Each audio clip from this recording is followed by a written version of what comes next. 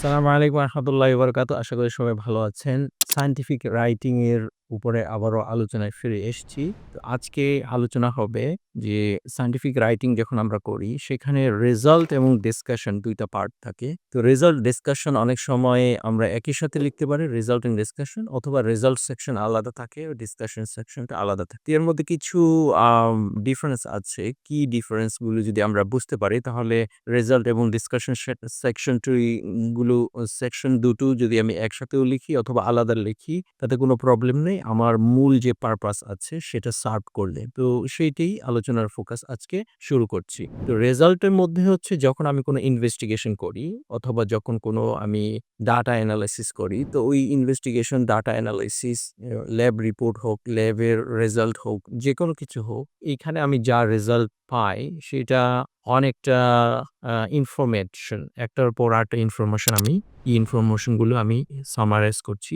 লিখছি। এটাকে result section যদি আমি খুব সংক্ষিপ্ত করে বলি। তো এই সামারিটা আমি লিখি যে আমি কি পেয়েছি। এটা অনেকটা আমি যদি বলি লিটারেচারের ভাষায় রসকসহীন অনেকটা সেকশন বলা যায়, এবং এটার মধ্যে রোবটিক অ্যাটিটিউডে লেখা হয় অনেকটা, যে just fact one after another, one after another, one after another fact গুলো, রেজাল্ট গুলো আমরা সেখানে সামারাইজ করি। এখন আসি, আমরা যখন ডিসকাশনে আসি তখন সেইখানের মধ্যে ডিসকাশনটা যখন করা হয়, একটা রেজাল্ট যখন আমি পাই, ওই রেজাল্টের সাথে রেলেভেন্ট অন্যান্য রিসার্চাররা কি পেয়েছেন, অন্য ইনভেস্টিগেশন থেকে কি রেজাল্ট আসছে সেটা কি অ্যালাইন করে অথবা এটা ডিফার করে কিনা, অথবা এর সিমিলার কাছাকাছি আরো কোনো সমসাময়িক রিসার্চ আছে কি, অথবা সেইগুলাকে রেফারেন্স টেনে, সেখানে আমাদের অনেক রেফারেন্স ইউজ করতে হয়, সেগুলা থেকে রেফারেন্স টেনে এনে তখন আমরা সেটাকে আরো এটাকে আমি আরো ভ্যালিডেট করি এই আমার যে প্রাপ্ত রেজাল্ট সেটাকে,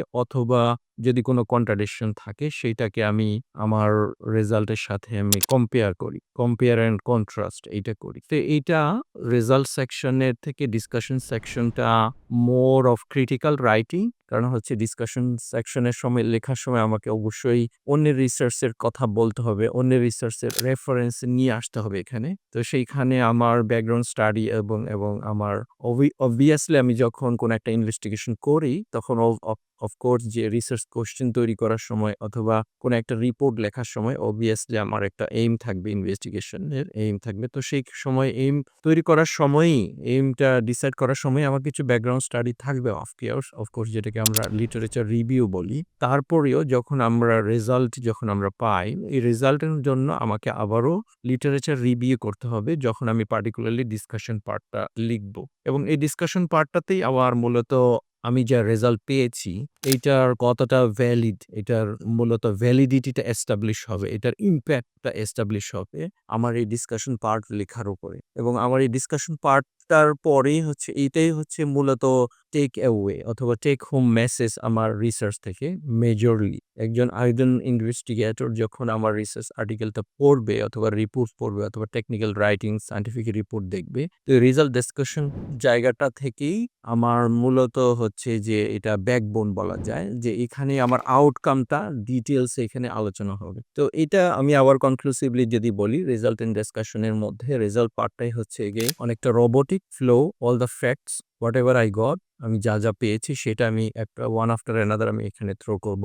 আর ডিসকাশন পার্টে অবভিয়াসলি আমার এই রেজাল্টটাকে ভ্যালিড করার জন্য অথবা রেজাল্টটাকে প্রেজেন্ট করার জন্য, মোর ভ্যালিডেট করার জন্য, মোর আর্গুমেন্টেটিভ করার জন্য অফকোর্স আমাকে রিলেভেন্ট রেফারেন্স নিয়ে আসতে হবে। অন্য রিসার্চ, অন্য ইনভেস্টিগেশন থেকে কি এটা আমাকে অ্যালাইন করে নাকি অথবা অ্যালাইন করে না। যদি অ্যালাইন নাও করে তাহলে আমাকে সেখানে যুক্তিতর্ক, আলোচনা, আর্গুমেন্ট আমাকে প্রেজেন্ট করতে হবে। তো এটা মোর অফ একটা ইন্টেলেকচুয়াল ইম্পোর্টের বিষয়, এবং এখানে এইটাতে আমার পাবলিকেশন অথবা আর্টিকেলের ভ্যালুসটা ডিটারমাইন্ড হয় যে এটা কতটা ইম্প্যাক্টফুল একটা পাবলিকেশন অথবা এটা ইম্প্যাক্টফুল একটা রিপোর্ট অথবা সায়েন্টিফিক রাইটিং। তো এই জন্য রেজাল্ট ইন ডিসকাশন সেকশন লেখার জন্য অ্যাম্পল টাইম নেয়া দরকার, অ্যাম্পল স্টাডি এবং ব্যাকগ্রাউন্ড জানা দরকার। তো সেটাই, এই পর্যন্ত ভালো থাকবেন। আমি পরবর্তীতে আরো কিছু এই ধরনের সায়েন্টিফিক রাইটিং এর বিষয় নিয়ে আলোচনা করব। আসসালামু আলাইকুম ওয়া রাহমাতুল্লাহি ওয়া বারাকাতুহু।